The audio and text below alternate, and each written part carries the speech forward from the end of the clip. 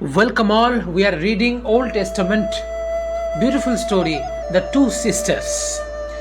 At long last, footsore and weary, Jacob came upon a group of shepherds waiting to water their flocks at a well. Over the mouth of a well at large, a large heavy stone had been placed to keep the water far beneath, clean and cool. Jacob asked the shepherds the name of the place, and to his great joy, they told him it was Haran.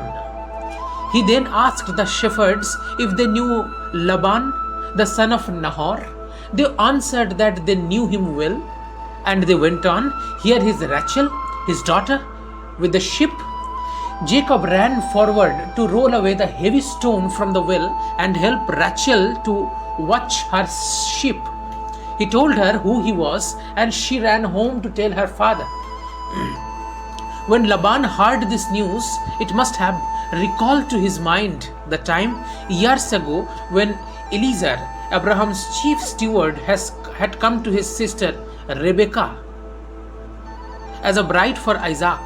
Now here outside was this young man, Rebekah's son. Laban ran to find him and to bring him into the house. Jacob was made very welcome in Laban's home and stayed there for a month or so as a guest. Then he offered to work for his uncle. Laban had two daughters, Leah, the older girl, and Rachel. Leah seemed to have something the matter with her eyes, but Rachel was a very lovely girl, and Jacob fell deeply in love with her. Laban said to his nephew, "It isn't fair that you should work for me for nothing just because you are a relative. What wages do you want?" Jacob promptly answered, "I will serve you 7 years if you will let Rachel be my wife."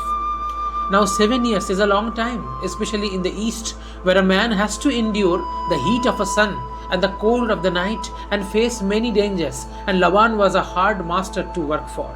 But Jacob served 7 years for Rachel, and they seemed to him but a few days because of the love he had for her. Then Jacob was given some of the bitter medicine he had given to his brother Esau.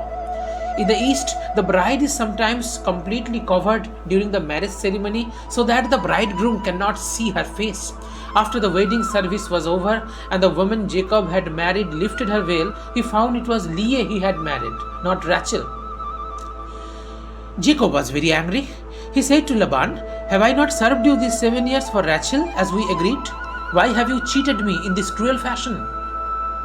His wily uncle had an answer ready. "It is against the custom of our country to let the younger daughter marry before the older. Serve me another 7 years, and you can marry Rachel too. It is customary in some parts of the East for a man to have two wives, and Laban, knowing that, had planned to get another 7 years' work out of Jacob. Jacob did work those other 7 years. Cruel it be, 14 years in all, because he loved Rachel so much.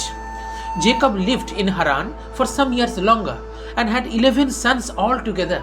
Of this, only one was the son of Rachel. When this baby was born, she named him Joseph, which means "may he add."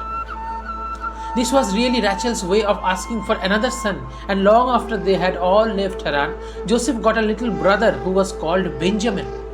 Jacob loved Joseph and Benjamin best of all his sons because they were the children of Rachel. Later on, we shall see how this was to bring great sorrow to Jacob and then great joy.